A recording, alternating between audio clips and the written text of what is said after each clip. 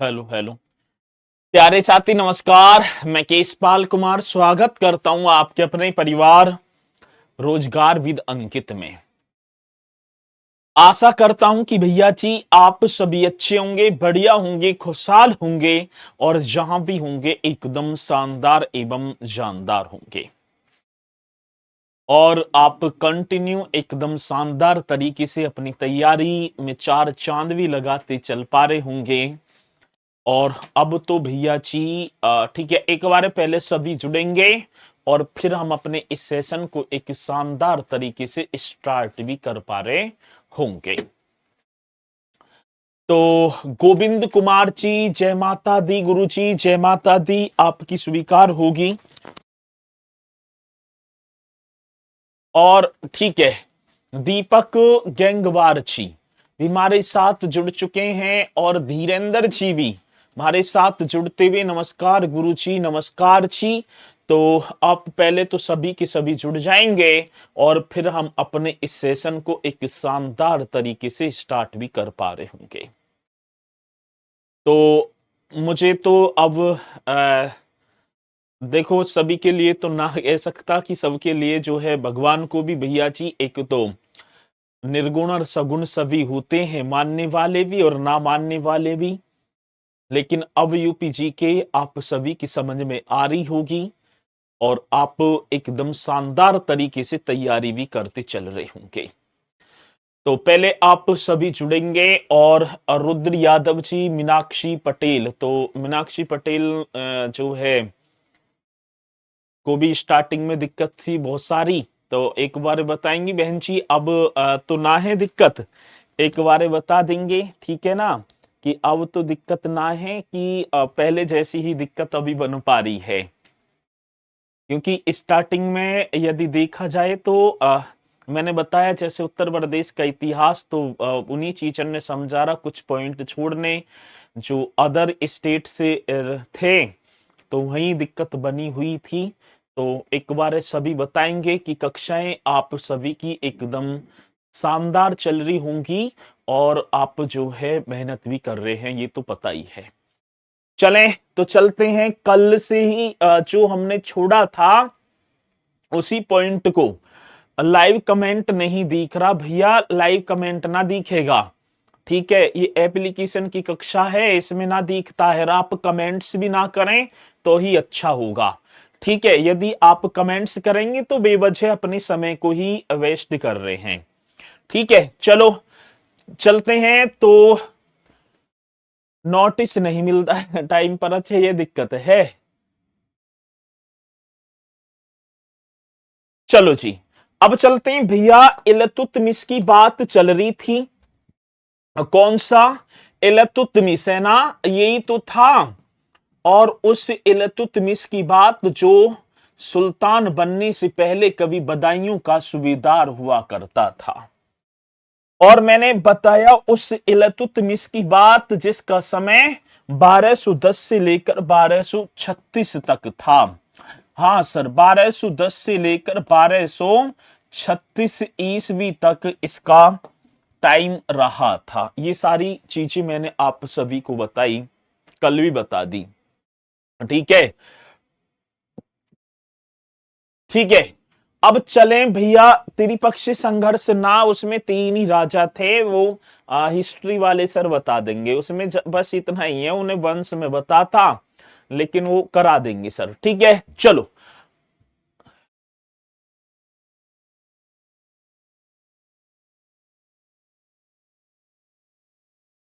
चलो जी चलें।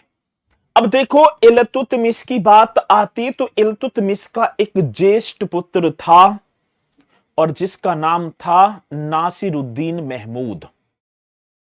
वो गद्दी पर भी बैठेगा, वो किस पर, आगे चलकर सुल्तान भी बनेगा। तो इल्तुतमिश ने अपने ज्येष्ठ पुत्र नासिरुद्दीन महमूद को अवध का गवर्नर नियुक्त किया था। अब ये क्वेश्चन पूछ लिया जाता है, अब अवध यदि हम देखें तो अवध की यदि बात करूं तो साथी यहां पर आप आएंगे।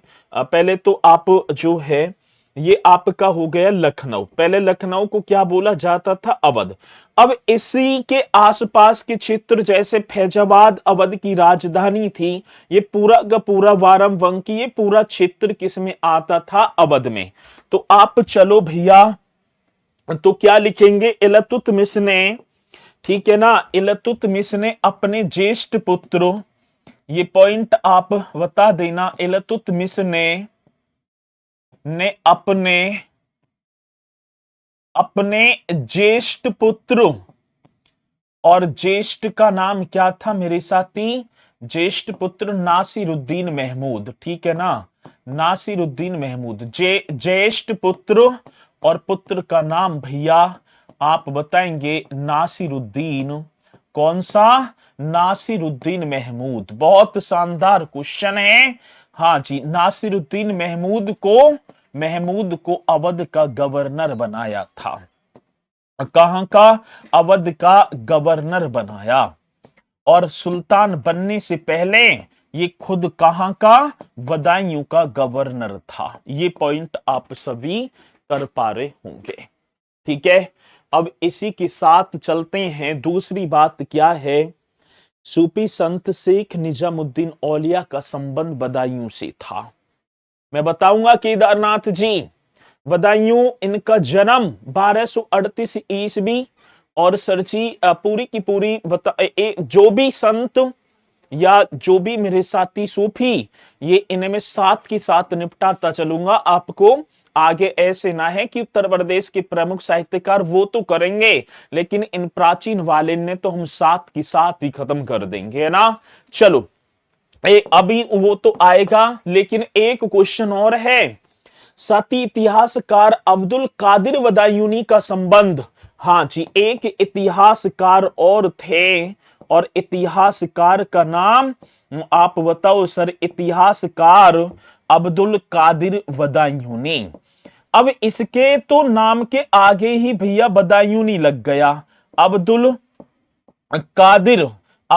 कादिर बदायूनी, ये आप सभी बताओ भैया जी, अब्दुल कादिर बदायूनी। तो इतिहासकार अब्दुल कादिर बदायूनी का संबंध, हाँ सर जी, बदायूनी का संबंध बदायूं से था।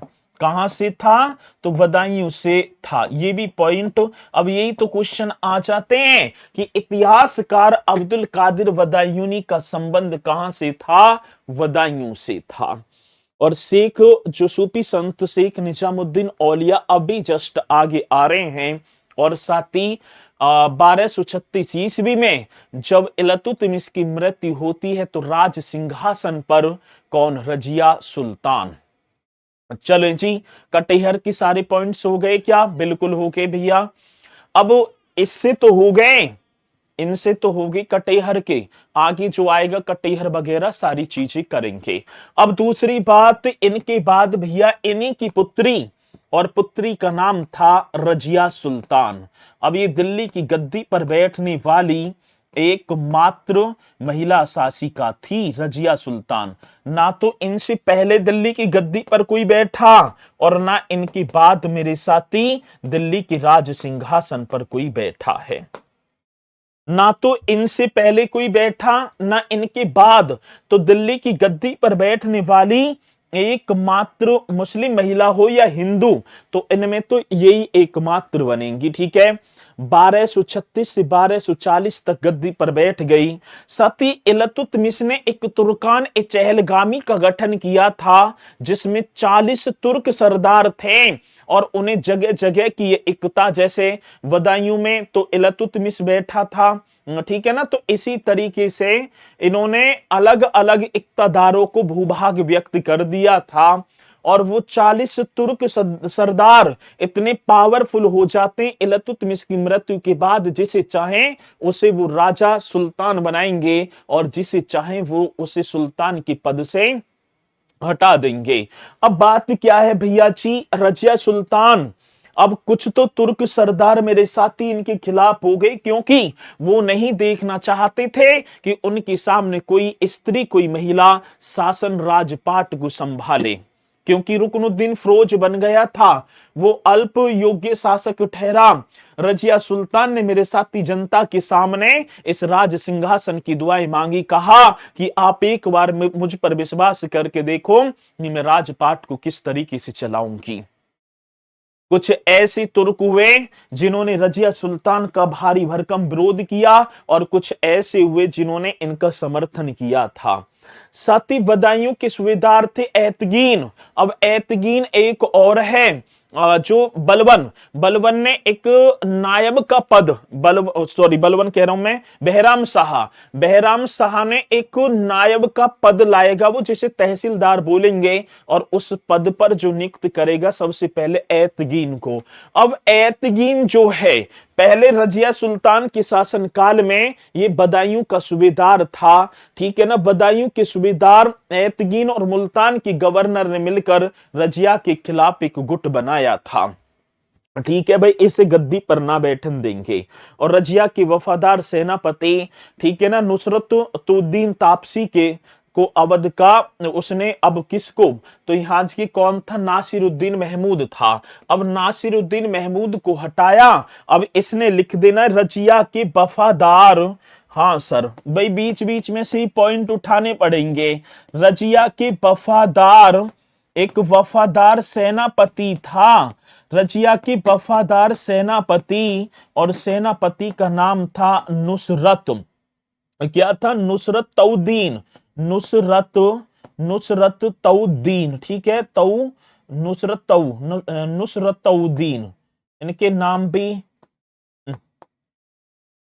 तउद्दीन, ठीक है, ये होगा नुसरत तउद्दीन तायासी,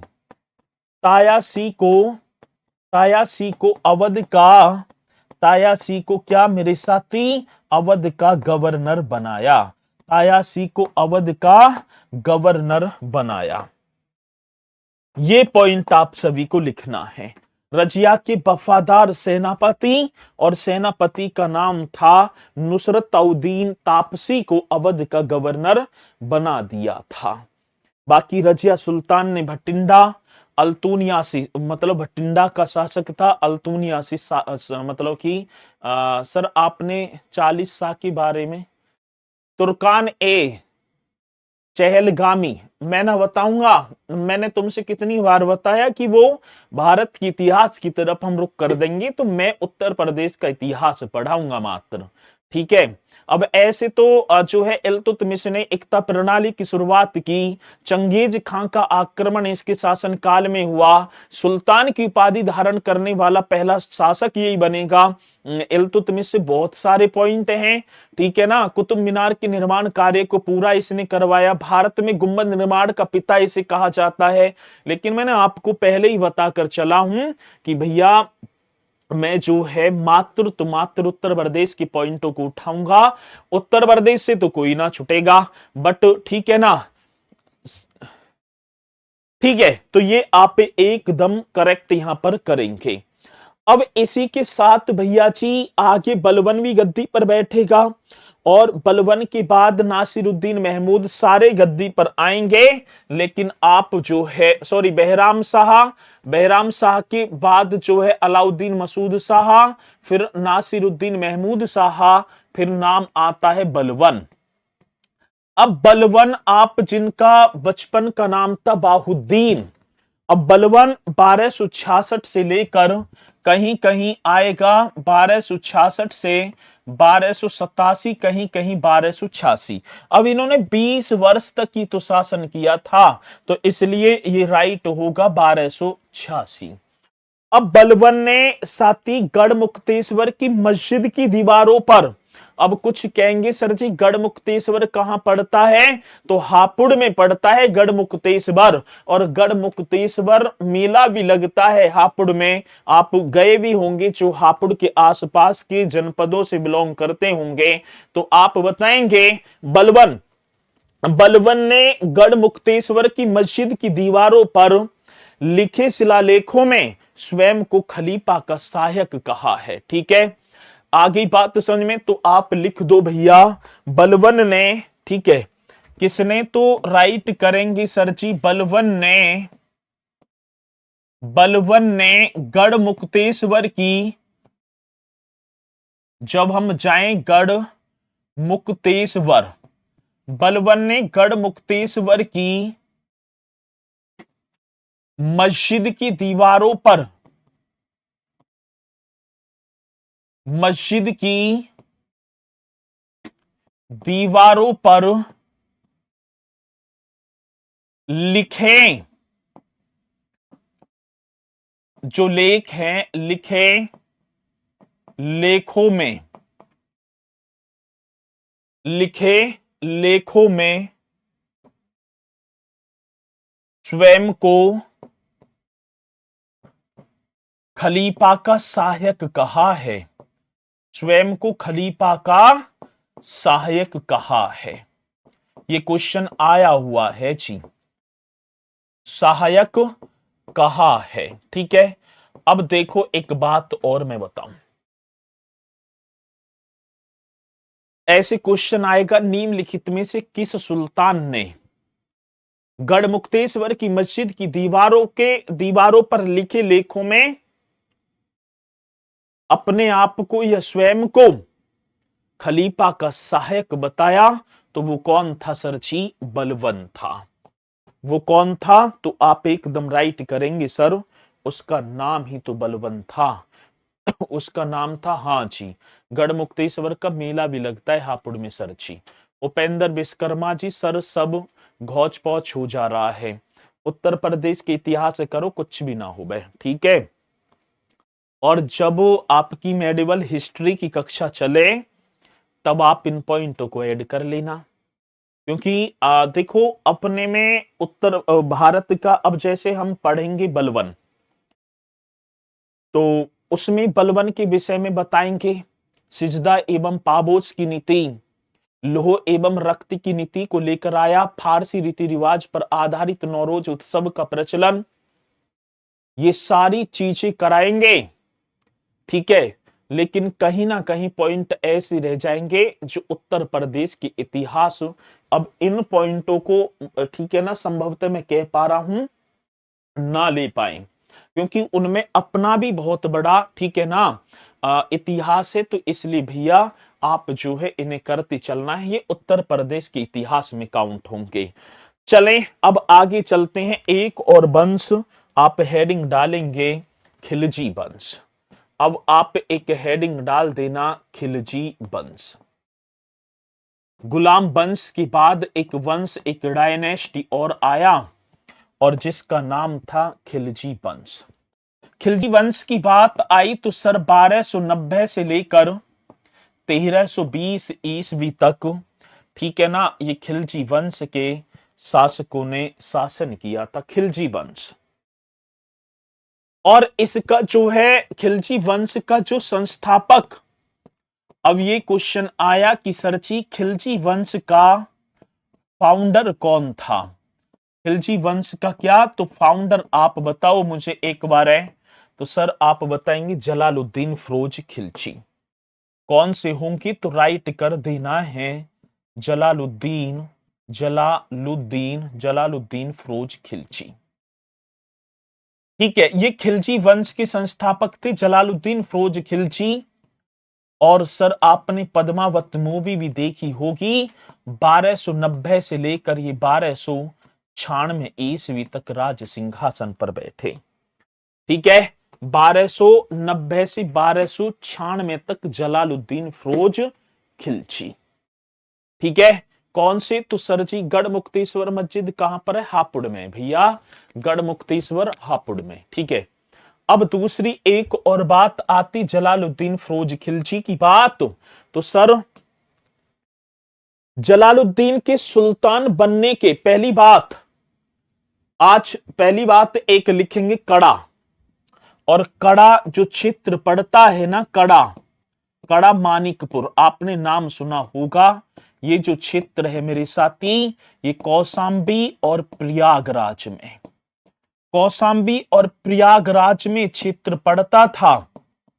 ठीक है, कौशांबी प्रयागराज, कड़ा कौशांबी प्रयागराज का विद्रोह का क्या होगा? विद्रोह। आप एक हेडिंग डालेंगे और ये विद्रोह होता है 1290 ईस्वी में।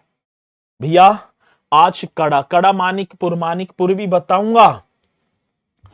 अब देखो क्या होता है भैया जी, जैसे ही जलालुद्दीन फिरोज खिलजी सुल्तान बनता है तो सुल्तान बनने के पश्चात या तुरंत बाद उसे कड़ा, ये जो कड़ा कड़ा का सूबेदार था मलिक छज्जू, और मलिक छज्जू कौन था? बलबन का भतीजा था। उसने विद्रोह कर दिया, और विद्रोह इस कदर कर दिया कि उसने कड़ा में स्वयं को सुल्तान घोषित कर दिया। स्वयं को क्या? सुल्तान। भाई हम हैं सुल्तान। स्वयं को क्या किया है? सुल्तान घोषित। अब क्वेश्चन पूछा जाता है कि जलालुद्दीन फिरोज खिलजी के सुल्तान बनने के तुरंत बाद, ठीक है, कड़ा कड़ा कहां? प्रयागराज कौशाम्बी में, ये डिस्ट्रिक्टों में पड़ता है ये क्षेत्र। तो यहां पर निम्नलिखित में से किसने विद्रोह किया था? तो मलिक छज्जू ने। और सर मलिक छज्जू जो है,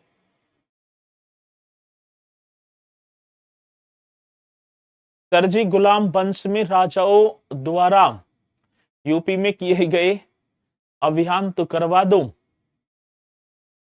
ऐसे करना बहन जी, 8 बजे ग्रुप स्टार्ट होगा, ठीक है ना, टेलीग्राम का, और उसमें ये लिख के भेज देना कि इन राजन ने सैन्य अभियान करे, ये ना करवाया, ठीक है? तो उसमें कर देना आप। चलो जी, अब बात आती है भैया, ये पॉइंट कड़ा कौशाम्बी प्रयागराज का विद्रोह। तो जलालुद्दीन फिरोज खिलजी के, जलालुद्दीन, हाँ सर, जलालुद्दीन फिरोज खिलजी के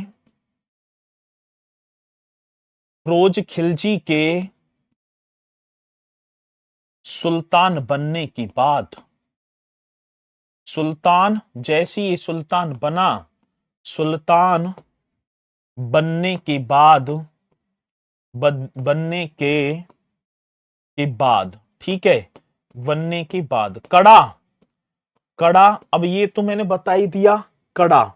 अब यहाँ के जो सूबेदार थे ना, ठीक है, ऐसे करो, बनने के बाद मलिक छज्जू, पहले लिख ही दो। अब कोई कहेगा सर जी मलिक छज्जू कौन है? तो ये मलिक छज्जू था मेरे साथी बलबन का भतीजा, बलबन का भतीजा, मलिक छज्जू बलबन का ये था भतीजा, ठीक है ना, भतीजा। तो सुल्तान बनने के बाद मलिक छज्जू बलबन का भतीजा, जो कड़ा का सूबेदार था, कड़ा का सूबेदार, कड़ा का सूबेदार ने विद्रोह कर दिया।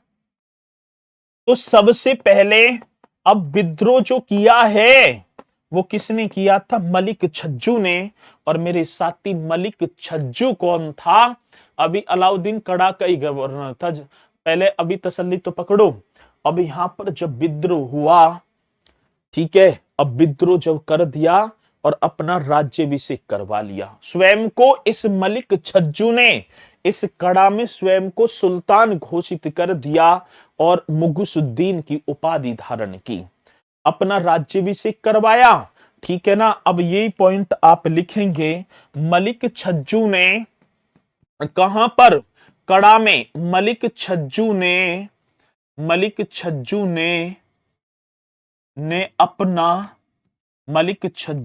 अपना राज्याभिषेक, अपना क्या करवा दिया भैया? राज्याभिषेक, मतलब अब हम सुल्तान हैं, अपना राज्याभिषेक करवाया। अब जलालुद्दीन कहां था? वो तो दिल्ली का सुल्तान है, लेकिन अभी विद्रोही तो चल रहा था, और बलबन की मृत्यु हो जाती है 1286 में। केकुबाद केमूर से ये जो है अत्यंत अयोग्य सुल्तान बने, और इसी का लाभ उठाया जलालुद्दीन फिरोज खिलजी ने, इन्हें खत्म करते हुए नया वंश दिल्ली सल्तनत में लेकर आया। लेकिन वहीं पर मलिक छज्जू जो था वो कड़ा का अभी तक सूबेदार था, जो बलबन का भतीजा, और इसने भैया जी स्वयं को, ठीक है ना, अपना पहले तो कड़ा में राज्याभिषेक कराया, और करा कर भैया मुगुसुद्दीन की उपाधि धारण की, ठीक है, करवाया, तथा ये आप लिखो मुगी, ठीक है ना, मुगी सुद्दीन की उपाधि धारण की। अब गद्दी पर बैठ गया। उपाधि धारण की। चलो जी, धारण की। अब क्या है, अब मलिक जलालुद्दीन फिरोज खिलजी को पता चला कि उसने तो जो है वहां सुल्तानी घोषित कर दिया। उसने तो भैया जी क्या कर दिया, अपना सुल्तान, अपने आप को सुल्तान घोषित कर लिया। अब क्या है, जलालुद्दीन ने जब इसने विद्रोह किया तो इस विद्रोह को कुचलने के लिए अपने पुत्र अरकली खान को भेजा। ठीक है, तो आप बताएंगे भैया जी विद्रोह को दबाने के लिए यहीं हम कर दें, ठीक है, यहीं पर हम करें। तो अब ये जो विद्रोह जो किया है, विद्रोह को दबाने के लिए, विद्रोह को दबाना, अब दबाना भी तो है, विद्रोह को दबाने के लिए, ठीक है ना, दबाने के लिए जलालुद्दीन ने अपने पुत्र, जलालुद्दीन ने अपने पुत्र, और पुत्र का नाम था अरकली खां को भेजा। ठीक है, अरकली खां को भेजा। अब भैया अरकली खां ने गया और इसने मलिक छज्जू को पराजित कर दिया। इस मलिक छज्जू को पराजित करने के बाद मेरे साथी कहां ले, मतलब कि कैद करके, और इसे कहां जलालुद्दीन फिरोज खिलजी अपने पिता के सामने पेश किया। यही है जी मलिक छज्जू। ये मलिक छज्जू जिसने अपने आप को कड़ा का सुल्तान बना रहा है, पकड़ो इसे। अब अरकली खां, और ठीक है ना, कौन लेकर आया है, अरकली खां, किसे, मलिक छज्जू। अब यहां पर जलालुद्दीन फिरोज खिलजी ने इसे रिहा कर दिया, माफ कर दिया। चलो आगे अब मत करना, लेकिन इसके बाद मेरे साथी, इसी के बाद, हां, अब जलालुद्दीन ने किसे कड़ा का सूबेदार बनाया, अपने भतीजे अलाउद्दीन खिलजी को। ये पॉइंट लिख देना है। ये सारी चीजें जब, ठीक है, जब ये खत्म कर दिया तो इसके बाद जलालुद्दीन ने, ये आप लिख दो भैया, जलालुद्दीन ने अपने भतीजे, और भतीजे का नाम क्या था, तो सर जी भतीजे अलाउद्दीन खिलजी को, अलाउद्दीन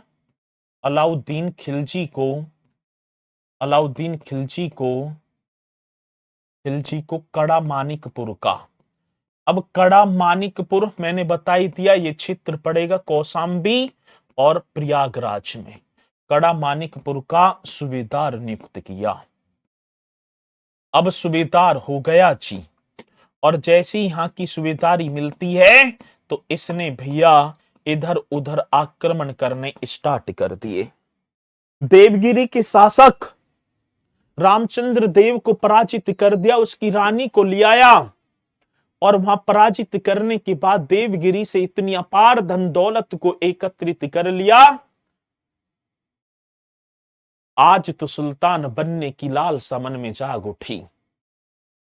जलालुद्दीन फिरोज खिलजी को जब पता पड़ा कि भतीजा ऐसे ऐसे देवगिरी पर दामाद भी थाए, देवगिरी को लूट कर लेकर आया है, तो शाबाशी देने के लिए आज जलालुद्दीन फिरोज खिलजी स्वयं कड़ा मानिकपुर की तरफ प्रस्थान कर जाते हैं।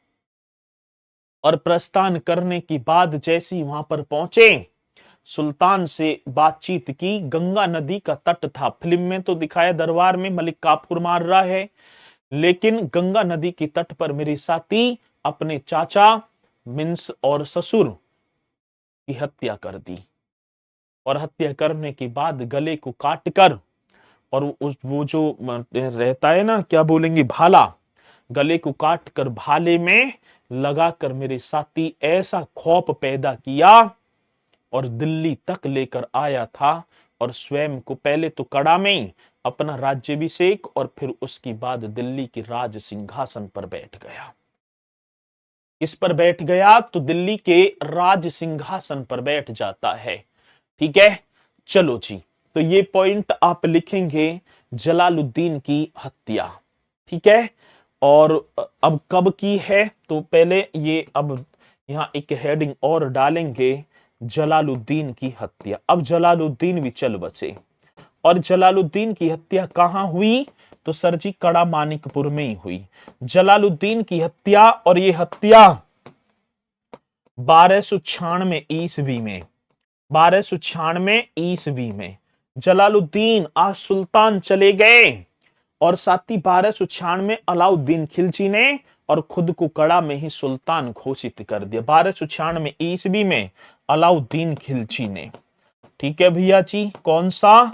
तो आप बताएंगे अलाउद्दीन, अलाउद्दीन खिलजी ने, अलाउद्दीन खिलजी ने।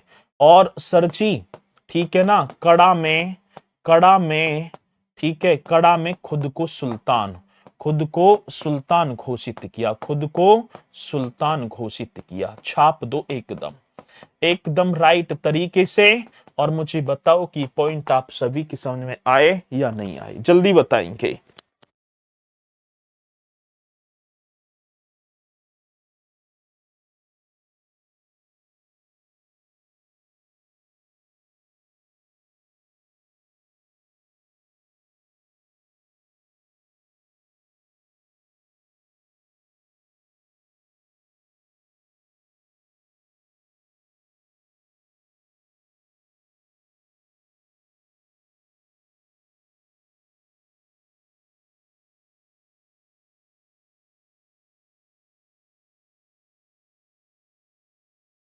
की बात समझ में ये आप सभी के? हाँ, अमीर खुसरो अभी करवाऊंगा, सभी को करवाऊंगा, अमीर खुसरो वगैरह सारी की सारी चीजें करवाऊंगा। तो कड़ा में खुद को सुल्तान घोषित कर दिया अलाउद्दीन खिलजी ने। अब एक हेडिंग और डाल देंगे आप, अलाउद्दीन खिलजी। अब भैया जी अलाउद्दीन खिलजी राज सिंहासन पर बैठा, अलाउद्दीन खिलजी। ठीक है, कौन सा? अलाउद्दीन खिलजी। और इसका जो टाइम पीरियड 1296 से लेकर 1316 ईस्वी तक था।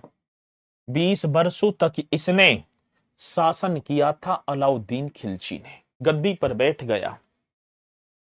ठीक है, पहले कड़ा में अपने आप को सुल्तान घोषित कर दिया, और जनता में इतना भय पैदा कर दिया कि भैया आप जो है इसका अंदाजा ही ना लगा सकते। एक नया धर्म चलाना चाहता था अलाउद्दीन खिलजी। ठीक है, तब उसकी वाइफ ना उसे देख रही ही, वाइफ सब देख रही भैया, ऐसी ही मारकाट मची थी। अब अलाउद्दीन खिलजी की तरफ हम चलें तो उत्तर प्रदेश के फतेहपुर में कोट नामक स्थान से, भैया जी उत्तर प्रदेश का फतेहपुर है ना, जहां पर बामनी इमली शहीद स्थल 1857 की क्रांति के दौरान ब्रिटिश सरकार ने इसी फतेहपुर में एक इमली के पेड़ पर बामन क्रांतिकारियों को फांसी पर लटका दिया था। उसी फतेहपुर की बात करूं तो फतेहपुर में एक कोट जगह पड़ती है। 29 नवंबर 1296 ईस्वी जब राज सिंहासन पर बैठा, अलाउद्दीन खिलजी का पहला अभिलेख वहां से प्राप्त होता है। और उसी अभिलेख में मेरे साथी लिखा है कि अलाउद्दीन खिलजी ने सिकंदर ईसानी की उपाधि धारण की थी। ठीक है, खिज्र खां था संस्थापक। भाई साहब अभी हाथ जुड़वाओ, ठीक है, थोड़ा सा रखो। उस सैयद वंश के संस्थापक थे खिज्र खां। ठीक है, जब मैंने तुमसे कह दी कि जो है तुम टाइम ज्यादा वेस्ट मत किया करो, जब तुम्हें ना पता रह करे तो आगे को बोले करो मत। अभी आ रहा है खिज्र खां। खिज्र खां सैयद वंश के संस्थापक था, नहीं इसका संस्थापक ये था। चलो आगे बात समझ में। रवि और कहेंगे डीप। ठीक है, चलो अब अलाउद्दीन खिलजी 1296 से 1316 उत्तर प्रदेश के फतेहपुर, हाँ सर जी कौन सी प्रदेश की बात है? तो उत्तर प्रदेश के फतेहपुर के कोट। हाँ सर जी, कहां के? फतेहपुर का जो कोट स्थान है, एक जगह है कोट, रहता है ना, जैसे भाई हमारा डिस्ट्रिक्ट हो गया, ठीक है, गौतम बुद्ध नगर हो गया, तो अब इसमें भी अलग अलग जगह हैं। तो इसी में हम देखें तो फतेहपुर के कोट नामक स्थान से, कोट नामक स्थान से, कोट नामक स्थान से 29 नवंबर, के नवंबर की बात है, 29 नवंबर 1296, जब ये राज सिंहासन के कुछ महीने बाद ही, ठीक है, 1296 को प्राप्त अभिलेख में, ठीक है ना, 1296 को वो लिखा गया था, प्राप्त अभिलेख, प्राप्त जो अभिलेख था, ठीक है, प्राप्त अभिलेख अलाउद्दीन का बताया जाता है, अलाउद्दीन का प्रथम लेख था ये, प्रथम। अब इसमें प्रथम लेख था, एक मस्जिद के कंस्ट्रक्शन की बात की गई है, इसी में अभिलेख अलाउद्दीन का प्रथम अभिलेख था।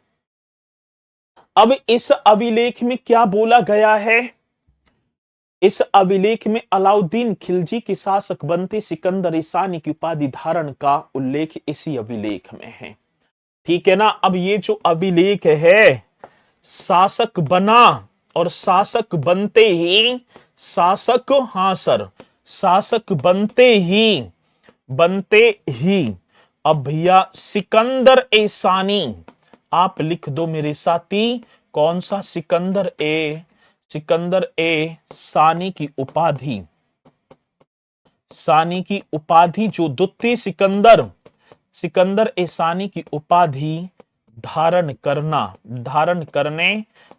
करने की जो बात कही गई है वो इसी अभिलेख में है, ठीक है ना।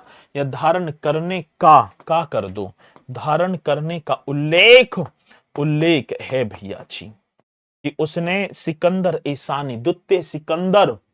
अब क्वेश्चन पूछ लिया जाए कि अलाउद्दीन खिलजी का मतलब सुल्तान बनने के बाद सिकंदर ईसानी की उपाधि का उल्लेख निम्नलिखित डॉट डॉट अभिलेख में किया गया। ये अभिलेख उत्तर प्रदेश के किस जनपद से, तो आप फतेहपुर के कोट नामक स्थान से। आगे बात समझ में, हाँ सर जी, ये पॉइंट, अच्छा साइड हो जाया करो, लो भैया फिर साइड हो जाऊंगा तो लिखूंगा कैसे, तो ये पॉइंट आप नोट कर देना। अब इसी लेख में, अब सर इसी लेख में ये भी आप कर देंगे, इस अभिलेख में अलाउद्दीन को द्वितीय सिकंदर, अलाउद्दीन को क्या, अलाउद्दीन को द्वितीय सिकंदर, क्योंकि सिकंदर ईसानी की उपाधि इसने धारण की थी तो इसे सेकंड सिकंदर बोला गया।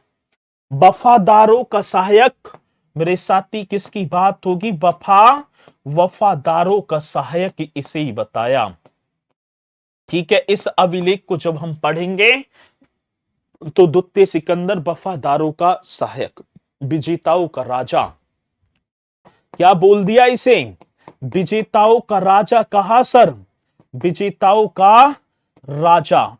किस अभिलेख में, ये फतेहपुर का जो कोर्ट से प्राप्त हुआ है, ठीक है। शानदार सुल्तान बोला गया है, शानदार सुल्तान विंध्याचल पर्वत श्रेणी को पार कर दक्षिण भारत पर अटैक करने वाला पहला सुल्तान था, और खलीफा का दाहिना हाथ, सर जी किसका, खलीफा का दाहिना हाथ, आदि जो नामों से संबोधित किया गया मेरे साथी, वो किस में, तो वो आप बताएंगे भैया जी, ये फतेहपुर के कोट नामक स्थान से 29 नवंबर 1296 का जो अभिलेख है उसमें ये बातें हमें मिली हैं। आगे बात समझ में ना, चलो जी। सर जी इसकी पत्नी मलिक काफूर था ना, अरे पत्नी ना था वो, मलिक काफूर इसका एक प्रसिद्ध सेनापति था जो एक किन्नर था। पत्नी कहां से हो गई, बस इसके साथ रहता था, और दक्षिण भारत की जितनी भर भी विजय अभियानों का नेतृत्व मलिक काफूर ने किया था।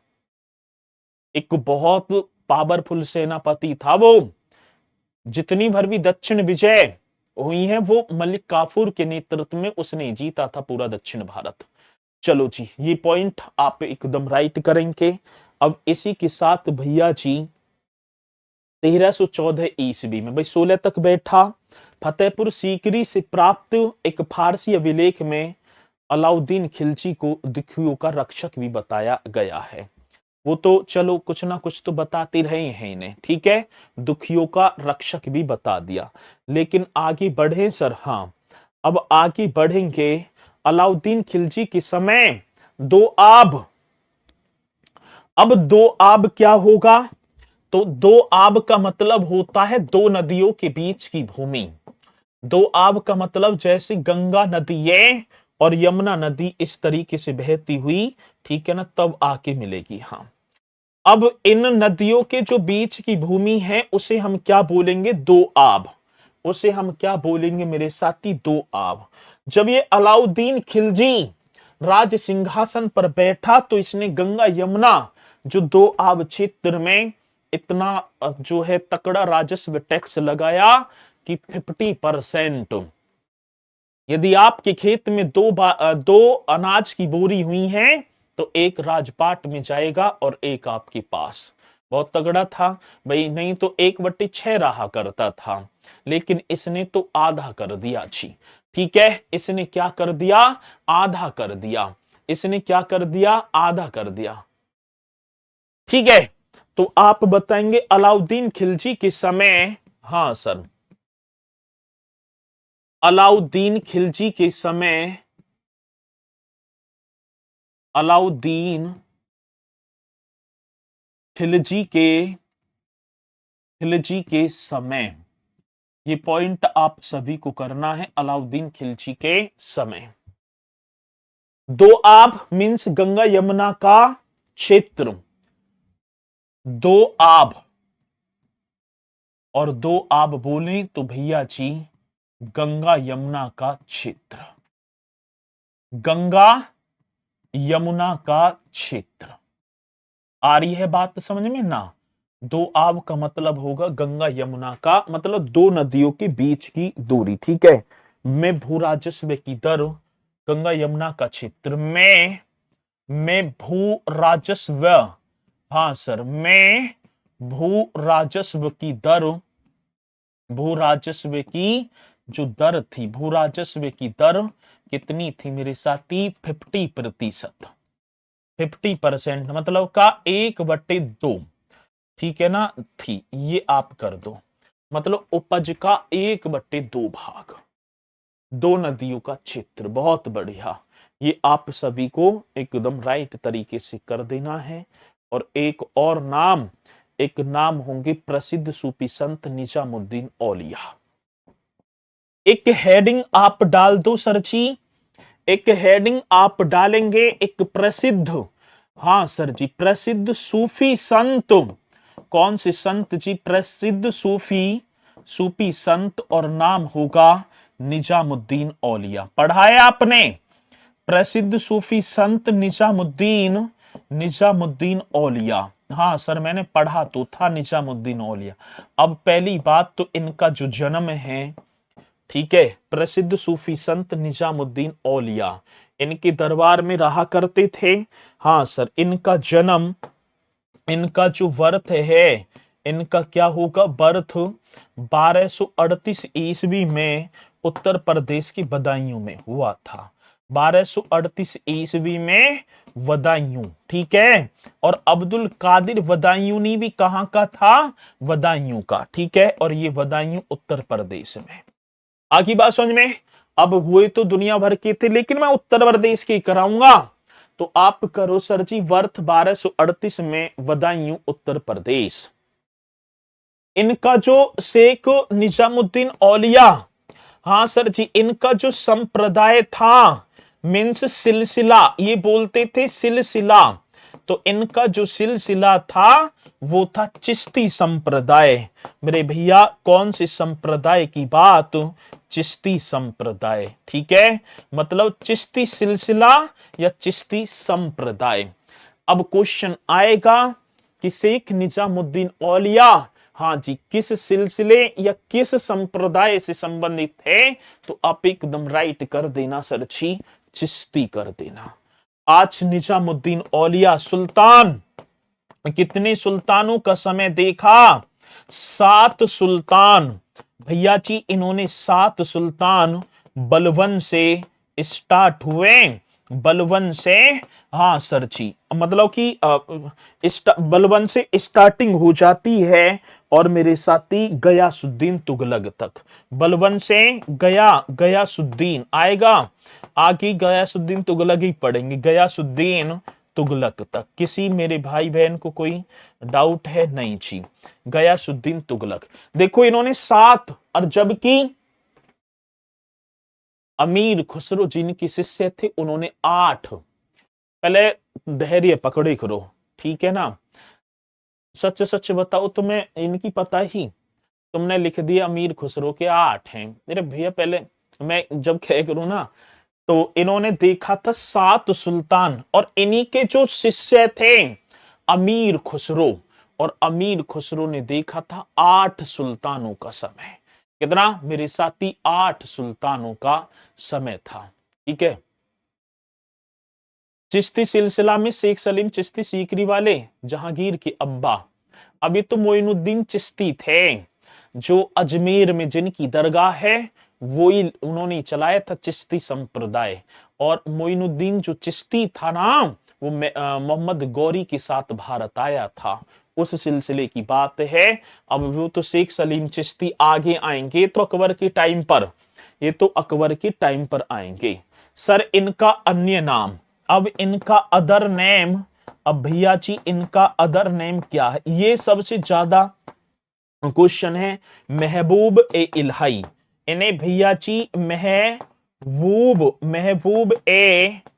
महबूब ए इलाही इन्हें बोला गया है।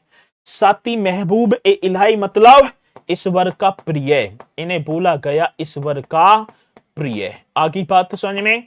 देखो अब क्वेश्चन पूछ लिया जाता है, किस सूफी संत को महबूब ए इलाही के नाम से ईश्वर का प्रिय, जो कि आप बता देना साथी निजामुद्दीन औलिया, ठीक है ना। और सुल्तान अल औलिया भी संतों का राजा एक और बोला गया है, यहीं लिख दूं? हाँ सर, सुल्तान सुल्तान अल औलिया।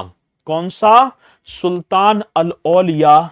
अल औलिया बोला, इसका शाब्दिक अर्थ था अल औलिया, ये कर देना, इसका जो शाब्दिक अर्थ संतों का राजा, इसे बोला संतों का राजा। तो महबूब ए इलाही, ये सबसे ज्यादा इंपोर्टेंट क्वेश्चन। हाँ सर जी, महबूब ए इलाही, ये सबसे ज्यादा इंपोर्टेंट पावरफुल क्वेश्चन है। चलो जी आगे बढ़ो सर, आगे बढ़ जाओ।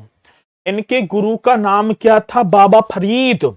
हाँ सर, इनके शेख निजामुद्दीन औलिया के जो गुरु कौन थे? बाबा फरीद। आगे बात समझ में। बाबा फरीद एकदम राइट क्वेश्चन है, बाबा फरीद, ये कर देना। और बाबा फरीद को फरुद्दीन गंज ए शक्कर भी बोला जाता, मतलब कि पूरा नाम था फरीउद्दीन, फरीदुद्दीन, ठीक है ना, यही नाम था फरीदुद्दीन गंज ए शक्कर, गंज, जी सर, ए शक्कर, गंज ए शक्कर, इनका क्या था? गुरु जी थे बाबा फरीद, इनका पूरा नाम। शिष्य, आप प्रमुख शिष्य भी लिखो, अमीर खुसरो। अमीर खुसरो को भी हम जो है मंडे को करेंगे।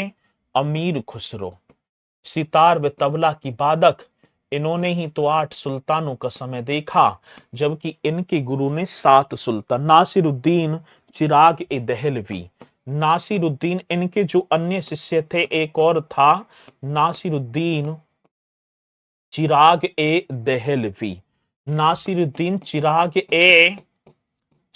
ए दहलवी। अब एक बात बताऊं आपको, क्या इनके और शिष्य ना होंगे? ए भैया, और भी तो इनके शिष्य होंगे, कोई अमीर खुसरो या नासिरुद्दीन चिरागी दहलवी थोड़ी थे। लेकिन इतिहास में इन्होंने कुछ ऐसा कर दिखाया, और ये वास्तविकता है, नाम उसी का जुड़ेगा जो कुछ कर गुजरेगा। आगे बात समझ में ना। अब आप में से भी ठीक है ना, बहुत सारे पढ़ रहे हैं, सिलेक्शन जिसका होगा नाम उसी का याद होगा। हम भी कह देंगे भाई हमारे पढ़ाई हुए थे, ठीक है, ये हमारे पढ़ाई हुए थे। सर ये सुल्तान सात वाली लाइन क्या है, फिर से बता दो। बहुत बढ़िया। ये जो थे ना प्रसिद्ध सूफी संत निजामुद्दीन जो औलिया थे, ये सात सुल्तानों के दरबार में रहे थे। अब सात सुल्तान जैसे बलबन, स्टार्टिंग थी बलबन से, फिर बलबन के बाद केकुबाद कैमूर आ जाता है, ठीक है, तीन तो यही हो गए। और भैया फिर आपका जलालुद्दीन फिरोज खिलजी, अलाउद्दीन, रुकनुद्दीन फिरोज खिलजी और गयासुद्दीन तुगलक, इनके दरबार की शोभा बढ़ाई थी इन्होंने। मतलब सात सुल्तानों के दरबार में रहे थे, बलबन से गयासुद्दीन तुगलक तक, ये कहना मैं चाह रहा हूं। टाइम भी हो लिया थोड़ा सा, जल्दी चलेंगे। सर जी एक बार की बात है, जब गयासुद्दीन तुगलक बंगाल पर विजय करने गया, तो वहां पर जब मतलब कि गया है, तो दोनों के बीच अन्न वन्न हो जाती है, शेख सूफी संत निजामुद्दीन औलिया। और वो बात इस कदर बढ़ी, तो शेख ये निजामुद्दीन औलिया ने कहा, हनूज दिल्ली दूरस्थ, दिल्ली अभी दूर है, दिल्ली अभी दूर है, मेरे महल में 10 दरवाजे हैं। अच्छा, हनूज दिल्ली दूरस्थ मतलब दिल्ली बोलते थे, दिल्ली दूर अस्त, दिल्ली अभी दूर है। आप बंगाल में पहले हाँ हो, तो इसे मैं गयासुद्दीन तुगलक में करा दूंगा, ठीक है। चलो अब क्वेश्चन कर लो एक बार है। अलाउद्दीन खिलजी ने सुल्तान बनने से पहले उत्तर प्रदेश के किस महत्वपूर्ण स्थान के सूबेदार गवर्नर के रूप में कार्य किया था? थोड़ा सा जल्दी बताते चलेंगे, समय कम है और स्पीड के साथ बताएंगे। सर ये अलाउद्दीन खिलजी, तो ये कहां रहा? कड़ा मानिकपुर में। अलाउद्दीन खिलजी ने सुल्तान बनने से पहले उत्तर प्रदेश के किस महत्वपूर्ण स्थान के सूबेदार गवर्नर के रूप में कार्य किया था? ये अलाउद्दीन खिलजी की बात है। जब मलिक छज्जू, हाँ जी, जब मलिक छज्जू वहां से हटा दिया जाता है, तो जलालुद्दीन ने अपने अपने भतीजे दामाद को यहाँ का सूबेदार नियुक्त किया। अगला, 1296 में अलाउद्दीन खिलजी ने अपने चाचा जलालुद्दीन खिलजी की हत्या उत्तर प्रदेश के किस जिले? तो प्रयागराज, यही तो होगा। और प्रयागराज कड़ा कौशाम्बी में है ना, प्रयागराज, ये भी आप बताएंगे। तो ये भी एकदम राइट क्वेश्चन होगा, ये भी आप कर देना। अगला, खिलजी वंश के शासन काल के दौरान उत्तर प्रदेश का कौन सा शहर सूती वस्त्रों के व्यापार का एक प्रमुख केंद्र था? तो आप कड़ाई बता देना, कभी मथुरा लगा दो, ये तो कुषाण काल में था। खिलजी वंश के शासन काल के दौरान उत्तर प्रदेश का कौन सा शहर सूती वस्त्रों के व्यापार का प्रमुख? मेरे साथी कड़ा एकदम राइट होगा। अलाउद्दीन खिलजी के समय दोआब क्षेत्र मींस गंगा यमुना के बीच का उत्तर प्रदेश में भू राजस्व की दर कितनी निश्चित की गई थे? तो उपज का 1/2 भाग मींस 50%, ये मैंने कराया था। उपज का कितना? 1/2 भाग, बोले तो 50%। खिलजी काल में मतलब घरी कर, ये आवास कर और चरी चारागाह कर जैसे नए कर उत्तर प्रदेश के किसानों पर किसने लगाए थे? अलाउद्दीन खिलजी ने। सर जी, घरी कर एवं चरी कर, आवास और चारागाह, ये अलाउद्दीन खिलजी ने लगाए। अलाउद्दीन खिलजी के आक्रमण के समय बदायूं का सूबेदार कौन था, जिसने बाद में सुल्तान के प्रति वफादारी निभाई थी? तो आप बताएंगे मलिक इख्तियारुद्दीन। हाँ सर, ये क्वेश्चन रह गए 2, ये क्वेश्चन 2 रह गए, तो इन्हें आप यहां पर नोट कर लेंगे। ये 2 क्वेश्चन रह गए हैं, तो भैया जी आप इन्हें यहां नोट कर लेंगे। आगे बात समझ में ना? हाँ सर, इन दोनों को। अलाउद्दीन खिलजी ने जब कड़ा मानिकपुर से देवगिरी पर आक्रमण किया, तो उस समय दिल्ली का सुल्तान कौन था? इन्हीं के चाचा ही तो थे जलालुद्दीन फिरोज खिलजी, यही थे। खिलजी काल के दौरान उत्तर प्रदेश के किस क्षेत्र को बागी और विद्रोही क्षेत्र माना जाता था, जहां अलाउद्दीन ने कठोर सैन्य अभियान? कटिहार रोहिलखंड का क्षेत्र। ये भी आप कर देना, जो नए क्वेश्चन मिले ना। हाँ जी, मथुरा होगा सर, गलत कर दिया। महेंद्रपाल जी खोपड़िए सही कर दूंगा, ठीक है। ये मैंने पहले ही बोल के चल रहा हूं, ठीक है। आप खामू खा का टाइम वेस्ट करते हो, आपने गलत कर दिया। मैंने बताया कुषाण काल में था मथुरा। यहाँ किसकी बात है? खिलजी वंश के शासन। पहले क्वेश्चन है, ठीक है ना, वो दिन दूर नहीं है जब तुम्हारा उद्धार जल्दी होगा, ठीक है। पहले क्वेश्चन है, आप समझा करो, और दूसरे पर आंचन लगाने से पहले देखा करो कि क्वेश्चन क्या कह रहा है। ये कह दिया, गलत कर दिया, और इसी का फोटो खींचते और ग्रुप पे मार देते एकदम।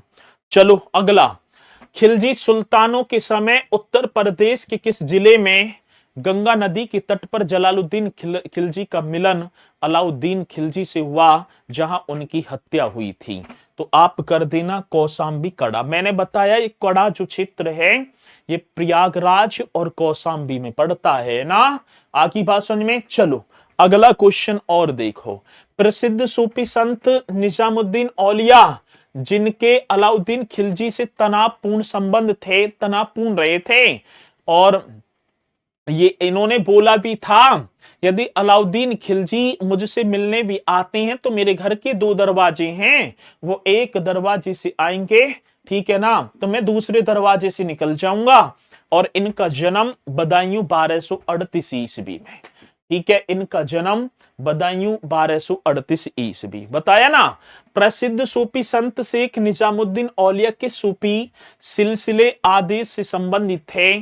चिश्ती। मैंने बताया सर जी ये तो चिश्ती संप्रदाय से थे जी। कौन से? चिश्ती संप्रदाय से। अगला, निजामुद्दीन औलिया को किस लोकप्रिय नाम या उपाधि से भी जाना जाता था? महबूब ए इलाही। अभी जस्ट कराया मैंने साथी, ईश्वर का प्रिय। हाँ सर जी, आगे बात समझ में ना, महबूब ए इलाही बोला गया था इन्हें। ये मैंने सारी चीजें कराई हैं। शेख निजामुद्दीन औलिया के आध्यात्मिक गुरु मतलब पीर कौन थे? बाबा फरीदुद्दीन गज, ठीक है ना, गंज ए सकर, यही तो बताया मैंने। हाँ सर, ये आपका लास्ट होगा सर। और इसी के साथ इन्हें करती तो चलना, अमीर खुसरो रह गया, और फिर आपका जो है तुगलक वंश, और ऐसे ही हो जाएंगे सारे समाप्त। ज्यादा इनमें टाइम ना होगा, तो बढ़िया तरीके से आप करती चलना। क्वेश्चन देखो, एग्जाम में हमसे जो गलती होती है हम कुछ का कुछ पढ़ लेते हैं। अभी एक भैया कह रहे हैं सर जी आपने गलत कर दिया, मथुरा होगा। भैया मैंने पहले ही बोल रहा था कि कुषाण काल में, ठीक है ना मनीष यादव जी, कुषाण काल में देखा जाए तो मथुरा सूती वस्त्रों के लिए प्रसिद्ध था। और अब ये चल रहा है खिलजी वंश, तो यहां तो मथुरा का जिक्र भी ना था कहीं भी। चलो तो इसी के साथ जो अगली भी मेरी क्लास लेट हो रही है, सभी बोलेंगे सर जय हिंद जय भारत। लगा दो अगली है।